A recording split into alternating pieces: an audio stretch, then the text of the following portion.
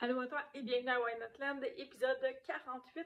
Aujourd'hui, j'ai envie de te parler de constance. C'est quoi la constance euh, selon toi? Puis on va parler aussi de perfection parce que souvent il y a de la confusion entre les deux et le fait qu'on n'atteigne pas la perfection, on juge qu'on n'est pas constant puis on abandonne nos habitudes de vie, nos meilleures habitudes de vie. Donc c'est ce que j'ai envie de te parler aujourd'hui. En fait, la constance, c'est de répéter les mêmes gestes sur une longue période de temps. Donc, ça peut être de bien manger la plupart du temps. Est-ce que ça veut dire de manger parfaitement bien tout le temps? Non, pas nécessairement. Ça dépend c'est quoi ta définition à toi de qu'est-ce qui est acceptable, qu'est-ce qui est correct pour toi au niveau de tes habitudes de vie. Si tu juges qu'un ratio de 80% du temps, j'adopte des habitudes de vie saines, je prends soin de moi, j'essaie de bien manger, j'essaie de boire de l'eau, j'essaie d'éviter ce que je sais qui est moins sain pour moi, c'est-à-dire la malbouffe, etc., ou j'en prends de façon occasionnelle. Ça se peut que mon ratio de 80-20, moi je trouve que c'est parfait comme mode de vie. C'est pas trop restrictif, ça me permet d'avoir des petits écarts, ça me permet de pas me priver quand je vais au resto avec des amis, ça me permet de profiter des événements, des fêtes, puis des occasions sociales qu'on a pour prendre une coupe de verre de vino ou d'en profiter un peu plus de façon lousse, sans se restreindre, sans être la personne plate qui dit ah non, moi je m'excuse, je mange pas ça. Ah non, moi je m'excuse, je bois pas ça. Tu as le droit de faire ça, tu as le droit de faire ça. Sauf que quand on arrive à faire sentir tout le monde coupable de nos choix d'habitude, ça devient un petit peu plate pour l'entourage autour de nous. Tu as peut-être des cas vécus dans ton entourage pendant la période des fêtes. C'est la personne qui dit ah non, moi je mange pas ça, là, je mange pas des beignes parce que blablabla. Mais là, ça fait sentir tout le monde qui en mange mal. On veut pas être cette personne-là. Mais en te permettant une marge pas d'erreur, mais une marge de délinquance occasionnelle, on va appeler ça comme ça, ben ça te permet un petit peu plus de latitude. Puis si tu fais ça semaine après semaine après semaine et que tu fais attention la plupart du temps, tu vas avoir des bénéfices sur ta santé, même si c'est pas parfait. Et le problème avec les habitudes au niveau de la santé, souvent c'est que les gens se fixe un objectif, c'est-à-dire, OK, là, je mange plus de dessert, je coupe le sucre raffiné, je bouge à tous les jours ou je vais au gym 3 fois par semaine, etc. Peu importe c'est quoi l'objectif, ils le mettent sur papier ou ils le décident, puis c'est ça ou rien. Mais il y a un entre-deux. Entre tout ça, il y a un entre-deux. Est-ce que d'aller au gym 3 fois par semaine, c'est réaliste avec ton horaire? Est-ce que tu as pris le temps de faire de la place dans ton horaire? Est-ce qu'à long terme, c'est quelque chose qui est faisable? Et deuxièmement, est-ce que c'est quelque chose que tu souhaites vraiment faire? Est-ce que tu aimes le gym au point de dire, moi, j'y vais 3 fois semaine pour le reste de ma vie, à tout jamais? Peut-être pas. Puis tu le sais en partant, en disant que éventuellement tu vas le laisser tomber. Tu pourrais dire, ben de janvier jusqu'à mars, dès que la neige fond, ou de janvier, février jusqu'à temps que la neige soit fondue puis que je puisse aller faire du plein air, cette période de temps-là, je vais aller au gym de façon plus assidue. Est-ce que c'est plus réaliste que de dire je vais aller au gym le reste de ma vie 3 fois par semaine tout le temps?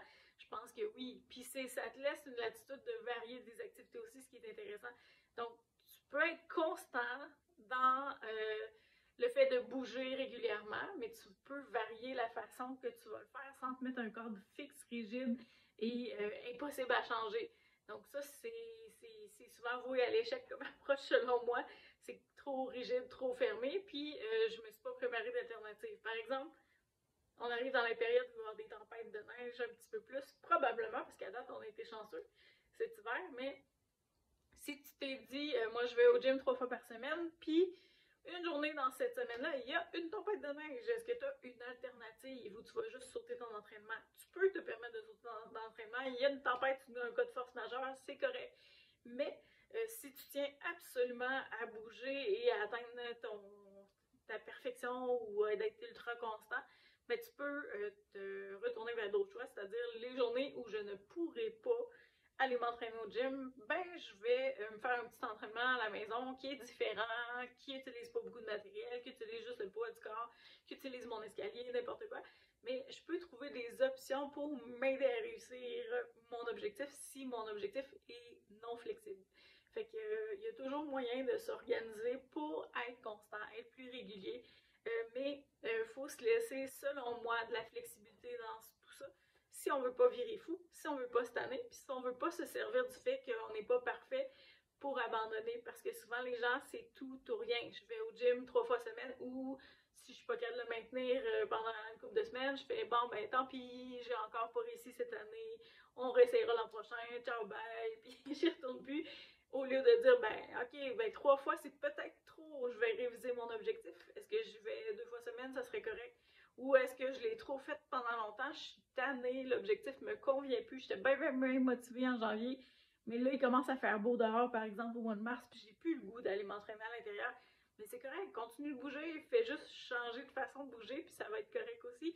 Fait que garde-toi de la flexibilité dans ce que tu veux faire. Exige pas que ce soit parfait tout le temps, c'est quasi impossible que ton horaire, que ta réalité, que des fois on est enrhumé, aussi niaiseux que ça, on fait de la fièvre, c'est pas le temps d'aller s'entraîner. Bref, il y a des choses qui arrivent dans la vie qui sont hors de notre contrôle et qui sont pas de fausses excuses, parce qu'on y reviendra ça, sur ce sujet-là si tu veux, mais qui sont des vraies raisons d'apporter des changements à notre horaire, puis des vrais imprévus incontrôlables. Fait qu'à ce moment-là, ben, il faut s'organiser pour se reprendre autrement. Je fais de la fièvre, je fais pas, j'ai le rhume, ok, parfait, ben, je vais sauter une couple de jours, mais dès que je vais aller mieux, je vais aller faire une rando ou je vais faire autre chose pour compenser. Fait que c'est correct, tu sais, puis quand même que tu sauterais complètement cette section-là d'entraînement, est-ce que tu vas mourir? Non. Est-ce que tu vas te détériorer? Non. Est-ce que tu vas te déconditionner? Je pense pas dans une semaine que tu perdes toutes tes capacités physiques, cardio, musculaires, etc. Fait que laisse-toi du lousse. Si ça file pas, prends un break, prends un repos. Et quand tu reviendras, ben, tu vas être encore plus motivé, encore plus dedans pour recommencer. Donc, permets-toi cette flexibilité-là.